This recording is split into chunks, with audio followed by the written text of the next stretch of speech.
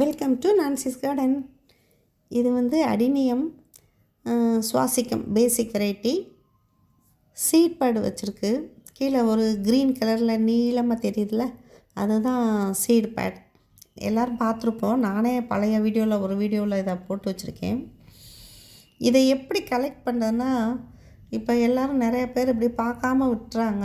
அது சீடு வந்து முத்தி வெடித்து காற்றுல பறந்து போயிடுது. இதை கலெக்ட் பண்ணுறதுக்கு வந்து க்ரீன் கலர் இருக்குல்ல அந்த சீட் பேடு, அது கொஞ்சம் சேஞ்ச் ஆகும்.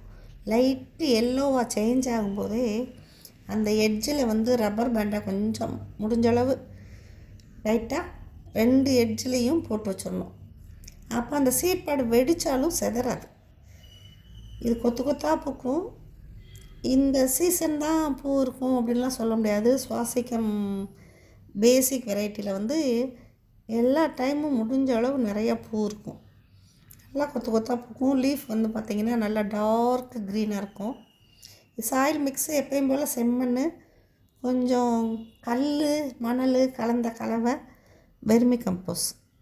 இது என் ஃப்ரெண்டு வீட்டில் சீட் பேடு கட்டி கொஞ்சம் பார்க்காம விட்டதுனால அப்படியே கொஞ்சம் வெடிச்சிருச்சு. பாருங்கள், நல்லா நீளமான சீட் பேடு.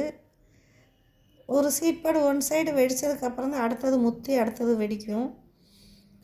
வெடித்து கொஞ்சம் வெளியில் போயிடுச்சு. லைட்டாக வெடிக்கும் போதே எடுத்தாச்சு. இதோட சீடு எடுத்து போட்ட கலெக்ஷன் பாருங்கள், இவ்வளோ சீட்ஸ் கிடச்சிருக்குன்னு. நல்ல ஹெல்த்தி சீட்ஸு எல்லாமே. சீட்ஸை நம்ம திரும்பவும் புதுச்செடி உருவாக்க வச்சுக்கலாம். என்ன இதில் ஒன்றுனா, கரெக்ட் டைம் பார்த்து சீட்ஸை கலெக்ட் பண்ணிடணும், அவ்வளோதான். பாருங்கள் எவ்வளோ சீட்ஸ் கிடச்சிருக்குங்க. நல்லா ஹெல்த்தி சீட்ஸ் தான் எல்லாமே. இந்த வீடியோ உங்களுக்கு பிடிச்சிருந்துச்சுன்னா சேனலை சப்ஸ்கிரைப் பண்ணி வச்சுக்கோங்க, லைக் பண்ணுங்கள், உங்கள் ஃப்ரெண்ட்ஸுக்கு ஷேர் பண்ணுங்கள்.